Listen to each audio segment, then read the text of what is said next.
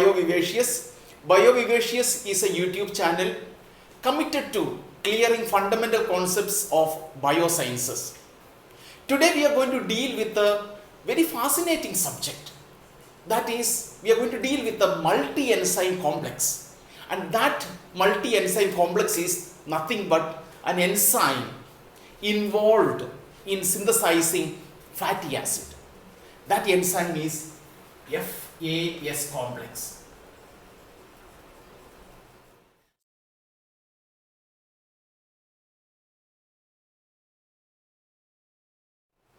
So FAS stands for fatty acid synthase complex. It's a large protein, really large protein. And let us try to understand the structure of this protein. Now this enzyme has three domains. So we shall call it domain number 1. Okay, this is domain number 2 and domain number 3. So it has got three domains. Domain number 1 has a particular name, and that name is based on its function.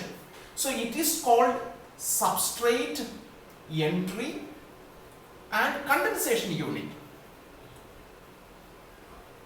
So substrate will be entering in domain number 1, condensation occurs, so therefore the name substrate entry and condensation unit. Domain number 2 is called reduction unit. Reduction occurs, reduction of the substrate occurs. And domain number 3, where fatty acid is released, that is called palmitate release. Palmitate release unit. So these are the three domains. Very interesting. Now let us draw the structure of these domains. So domain number 1 has three enzymes. So therefore we denote it like this, very symbolic diagram. This is the first domain. Which are the three enzymes present? So the first enzyme is, let us write AT as a short form. AT stands for acyl transferase, or it can also be known as acyl transacylase. Enzyme number 2 is MAT, malonyl transferase or malonyl transacylase. And third enzyme is KAS or ketoacyl synthase. Some scientists call it either condensing enzyme. Okay, so these are the three enzymes. What is important for us to remember is ketoacyl synthase has a very specific cysteine residue. So therefore, this cysteine residue is very, very important for us in domain number 1. Then we have the domain number 2. So this is domain number 2, that is a reduction unit, which has 4 enzymes. So 1, 2, 3, 4. 4 enzymes. 3 enzymes and 1 protein. Which are the 3 enzymes? The first enzyme is known as ketoacyl reductase. We will write KAR. Ketoacyl reductase. The next enzyme is dehydratase. The third enzyme is enoyl reductase or ER. And the last one, which is a protein, and that protein is called ACP. Full name is acyl carrier protein. Okay. Now, before we come to ACP, let me tell you one word, that is domain number 1 is connected to domain number 2 with the help of a very flexible region, and that is about 13 residues are present. So it forms a very flexible region. So therefore, one domain and the second domain, it is connected through alpha helical structure. Then you have the third domain. In the third domain, there is only one enzyme, and that enzyme is known as thioesterase or TE. This is also connected through a flexible region of 25 amino acid residues. So this is basically the structure of the fatty acid synthase complex. Domain number 1, domain number 2 and domain number 3. Let us go back to the acyl carrier protein. Very interesting. Now acyl carrier protein in bacterial system, it's a small protein of about 77 amino acids. 77 amino acid, and the molecular weight is somewhere around 9,000 Dalton. That's the molecular weight. Very small protein. What is important is in the 36th residue, it is a serine. So you know that serine is a hydroxyl amino acid. Now to this hydroxyl amino acid, a part of coenzyme A is attached.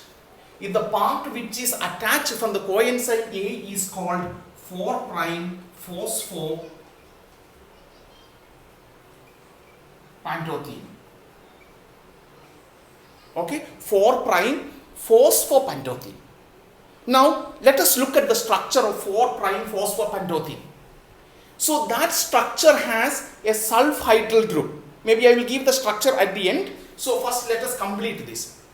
So this 4'-phosphopantotene, it forms a long arm.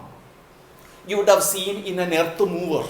So it has got a long arm to dig, to take out mud. Similarly, it has a long arm, and that arm is about 20 Armstrong. So let us attach the long arm here. This is the 20 Armstrong long arm with a sulfhydryl group attached to it. This is the structure of fatty acid synthase complex. What is interesting is, this is the structural division. What is interesting is, in this structural division, fatty acid is not functional because it requires the association of two such units. Only if there are two such units, then only it is functional. And these two such units has to be in a head to tail association. Head to tail association. So like this. If this is the head, this is the tail, this is the head, this is the tail. A head to tail association. Let us see how we denote that here. So therefore, we will rub this portion. We will draw the same thing once more. This is domain number 1 with the 3 subunits, and this is domain number 2 with the 4 subunits, 3 enzymes and 1 protein, and this is domain number 3. Okay, so we'll write 3, 2, and this is 1.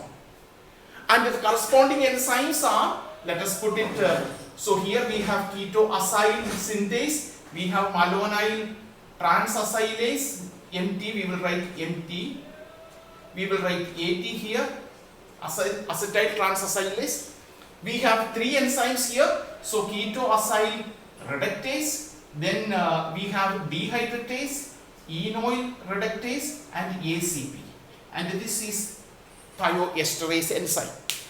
What is important is, ketoacyl synthase has a cysteine SH, and ACP has a long tail and SH.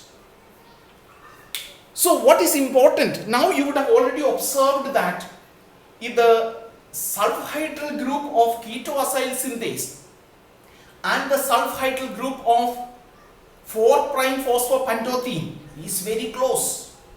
This is also very close. This is very important for this enzyme to be functional. So therefore, in the functional division, we can make it in this way. Unit number 1, okay, unit number 1 and unit number 2, 3. So this forms one enzyme, this forms the second enzyme. Okay, so this is the important aspect of fatty acyl synthase complex. So therefore, this will be synthesizing one fatty acid, this portion will be synthesizing another fatty acid. So, if once this portion is clear to you, what is important is we will be now onwards we will be representing this entire unit now like this. So we have, this is the enzyme. What is important for us is we need the 4' phosphopentothene, so that has got a sulfhydryl group, and you also have a ketoacyl synthase enzyme. There is a cysteine and an SH. That is also important for us. So this is how we are going to represent the enzyme from now onwards in order to understand the remaining reactions of fatty acid synthesis. I'm sure that you have understood, it's clear to all of you how this enzyme is arranged, the structural division and the functional division. So the functional division is very important for the enzyme to be active. So now let us look at the structure of 4' phosphopentothene. I'll just draw the structure. This is the structure of 4' phosphopentothene, which is attached to the acyl carrier protein. So you can see that it forms a 20 Armstrong long arm. So the function of this long arm, it is still binding to enzyme. Like in the earth mover, it will move from one to other place, carry the intermediate from one place, give it to the active site of the next enzyme, give it to the active site of the next enzyme, and then it brings back. And this cycle rotates. So this is the function of 4' phosphopentothene, which is attached to acyl carrier protein. I'm sure that you have enjoyed this video on the structure of fatty acid synthase complex and the complexity that is involved in this enzyme, in this multi-enzyme complex. Now you will be able to appreciate how a multi-enzyme complex is capable of carrying out reactions very, very efficiently. We will be coming up with more videos with regard to fatty acid metabolism. Keep watching these videos.